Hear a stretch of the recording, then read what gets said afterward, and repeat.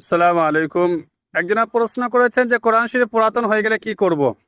এই বিষয়ে একটা কথা বলি, কোরআন শরীফ যদি পুরাতন হওয়ার কারণে বা অন্য কোনো কারণে যদি পড়ার যোগ্য না থাকে, তাহলে পরিষ্কার কাপড়ে জড়িয়ে এমন জায়গায় যেখানে সাধারণত মানুষ চলাচল করে না, গর্ত খনন করে দাফন করে দেওয়া দরকার, অথবা পরিষ্কার কাপড়ে জড়িয়ে নদীতে বা পুকুরে ডুবিয়ে দেওয়াও চলবে।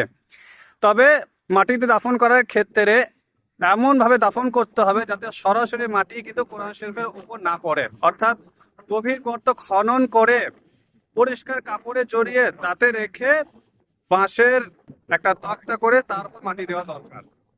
মাটিতে দাফন করার বা নদীতে বা পুকুরে ডুবি দেওয়ার ক্ষেত্রে যদি পৃষ্ঠটা ছড়িয়ে যাওয়ার আশঙ্কা বা অসম্মান হওয়ার যদি আশঙ্কা থাকে, তাহলে জ্বালিয়ে দেওয়ারও অনুমতি আছে।